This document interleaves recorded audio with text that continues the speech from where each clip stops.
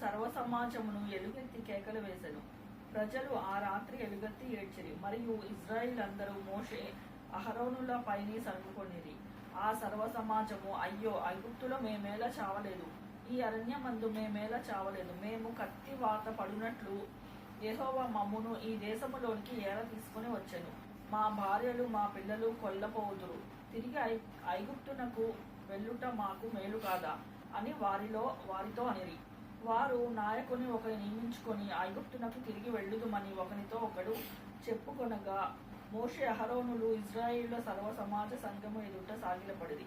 అప్పుడు దేశంను సంచరించి చూచిన వారిలో నుండిన మాను కుమారుడగు యెహోషువాయు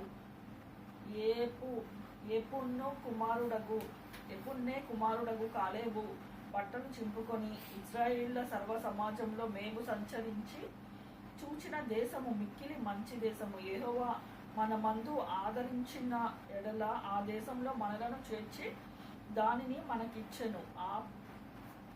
అది పాలు తేనెలు ప్రవహించు దేశము. మెట్టుకు మీరు యెహోవా మీద తిరగబడకుడి, ఆ దేశ ప్రజలకు భయపడకుడి. వారు మనకు ఆహారమగుదురు. వారి నీడ వారి మీద నుండి తొలగిపోయాను. యెహోవా మనకు తోడై ఉండెను. వారికి భయపడకు అనిరి. ఆ సర్వ సమాజము వారిని రాళ్లతో కొట్టి చంపవలెననగా ప్రత్యక్షపు గుడారంలో యెహోవా మహిమ ఇజ్రాయేళ్లకందరికీ కనపడెను. యెహోవా, ఎన్నాళ్ల వరకు ఈ ప్రజలు నన్ను ఆలక్ష్యము చేయుదురు? ఎన్నాళ్ల వరకు నేను వారి మధ్యను చేసిన సూచక క్రియలన్నిటినీ చూచి నన్ను నమ్మకయుందురు? నేను వారికి సాక్ష్యమిచ్చనీయక తెగులు చేత వారిని హతము చేసి ఈ జనము కంటే మహాబలము గొప్ప జనము నీ వలన పుట్టించదనని మోషేతో చెప్పగా, మోషే యెహోవాతో ఇట్లనెను, అలాగైతే ఐగుప్తీయుల దాని గూర్చి విందురు. నీవు నీ బలము చేత ఈ జనమును ఐగుప్తులో నుండి రప్పించితివి కదా. వీరు ఈ దేశ నివాసులతో ఈ సంగతి చెప్పియుందురు.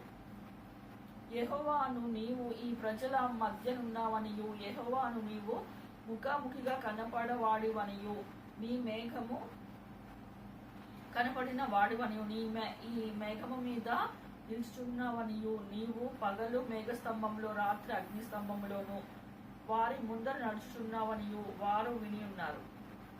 కాబట్టి నీవు ఒక్క దెబ్బతో ఈ జనులను చంపినట్లా నీ కీర్తిని గూర్చి వినిన జనులను ప్రమాణపూర్వకముగా తాను ఈ జనులకిచ్చిన దేశమందు వారిని చేర్చుటకు శక్తి లేక యెహోవా వారిని అరణ్యంలో సంహరింపవలెనని చెప్పుకొందురు. యెహోవా దీర్ఘశాంతుడు, కృపాతిశయమును, దోషమును, అతిక్రమమును పరిహరించువాడును, అపరాధిని నిరపరాధిగా ఎంచక 3-4 తరముల తండ్రుల దోషమును మా కుమారుల మీదకి తెచ్చువాడనై ఉన్నానని నీవు చెప్పిన మాట చొప్పున నా ప్రభువు యొక్క బలము ఘనపరచబడును గాక. ఐగుప్తులో నుండి వచ్చున్నది మొదలుకొని ఇది వరకు నీవు ఈ ప్రజల దోషంను పరిహరించి ఉన్నట్లు నీ కృపాతిశయమును బట్టి ఈ ప్రజల దోషమును దయచేసి క్షమించమని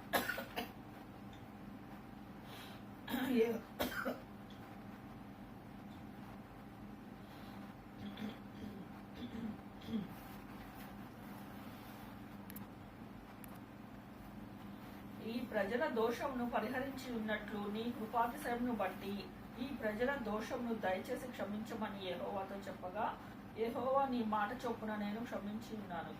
అయితే నా జీవము తోడు భూమి అంతయు యెహోవా మహిమతో నిండుకొని ఉండును. నేను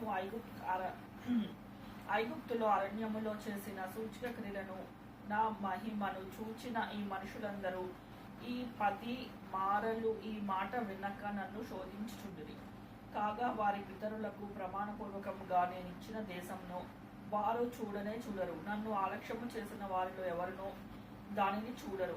నా సేవకుడైన కాలేబును మంచి మనసు కలిగి పూర్ణ మనసుతో నన్ను అనుసరించిన హేతువు చేత అతడు పోయిన దేశంలో అతన్ని ప్రవేశపెట్టెను. అతని సంతతి దాన్ని స్వాధీనపరుచుకొనును. అమ్మాలేకీయులను, కానానీయులను ఆ లోయలో నివసించుచున్నాను. రేపు మీరు తిరిగి ఎర్ర సముద్రము మార్గముగా అరణ్యమునకు ప్రయాణమై పొందెను.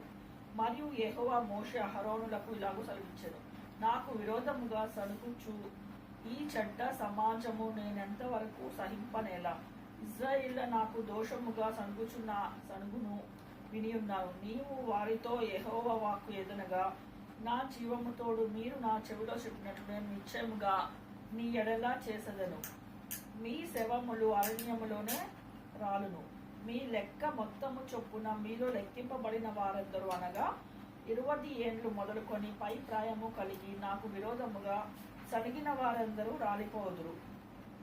యెఫున్నె కుమారుడైన కాలేబును నూను కుమారుడైన యెహోషువాయ తప్ప మిమ్మును నివసింప చేయుదునని నేను ప్రమాణము చేసిన దేశమందు మీలో ఎవరునూ ప్రవేశింపరు, ఇది నిశ్చయము. అయితే వారు కొల్లపోదురని మీరు చెప్పిన మీ పిల్లలను నేను ఆ దేశము వెలుపలికి రప్పించదను. మీరు తృణీకరించిన దేశమును మీరు స్వతంత్రించుకొందురనెను. అయితే మీ శవములు ఈ అరణ్యములో రాలును. మీ శవములు అరణ్యములో క్షయమగు వరకు మీ పిల్లలు ఈ అరణ్యంలో 40 ఏండ్లు తిరుగులాడుచు మీ వ్యభిచార శిక్షను భరించెదరు. మీరు ఆ దేశమును సంచరించి చూచిన 40 దినములు లెక్క ప్రకారము దినమునకు 1 సంవత్సరము చొప్పున 40 సంవత్సరము మీ దోష శిక్షను భరించి నేను మిమ్మను రోసివేయునట్లు తెలుసుకొందురు. అది యెహోవాను నేను చెప్పిన మాట. నాకు విరోధముగా కూడిన చెడ్డదగు సర్వ సమాజమునకు నిశ్చయంగా దీనిని చేసెదను. ఈ అరణ్యంలో వారు క్షీణించిపోవుదురు, అక్కడే చనిపోవుదురు అనెను. ఆ దేశమును సంచరించి చూచుటకై మోషే చేత పంపబడి తిరిగి వచ్చి ఆ దేశమును గూర్చి చెడ్డ సమాచారము చెప్పుట వలన సర్వ సమాజము అతనిని సణుగునట్లు చేసిన మనుషులు, అనగా ఆ దేశమును గూర్చిన చెడ్డ సమాచారం చెప్పిన మనుషులు యెహోవా సన్నిధికి తెగులు చేత చనిపోయేది. అయితే ఆ దేశమును సంచరించి చూచిన మనుషులలో నూను కుమారుడగు యెహోషువాయు యెఫున్నె కుమారుడగు కాలేబును బ్రతికిరి. మోషే ఇశ్రాయేలు అందరిలో ఆ మాట చెప్పగా జనులు చాలా దుఃఖించిరి. వారు ఉదయం లేచి ఆ కొండ మీద నెక్కి చిత్తమండి మేము పాపము చేసిన వారము, యెహోవా చెప్పిన స్థలమునకు వెళ్ళుదము అనిరి. అప్పుడు మోషే, ఇది ఏలా? మీరు యెహోవా మాట మీరు చున్నారేమి? ఇది కొనసాగదు. యెహోవా మీ మధ్య లేడు కనుక మీ శత్రువుల ఎదుట హతము చేయబడుదురు. మీరు సాగిపోకుడి. ఏలైనగా అమాలేకీయులు కానానీయులు మీకంటే ముందుగా అక్కడికి చేరి ఉన్నారు. మీరు ఖడ్గము చేత కూలుదురు. మీరు యెహోవాను అనుసరించుట మానితిని కనుక ఇక యెహోవా మీకు తోడయుండునని చెప్పాను. అయితే వారు మూర్ఖించి ఆ కొండపైకి ఎక్కిపోయిరి. అయినను యెహోవా నిబంధన మందసమైనను మోషే అయినను పాళెములోనికి బయలు వెళ్ళలేదు. అప్పుడు ఆ కొండ మీద నివాసమున్న అమాలేకీయులను కానానీయులను దిగి వచ్చి వారిని కొట్టి హోర్మా వరకు వారిని తరిమి హతము చేసేది.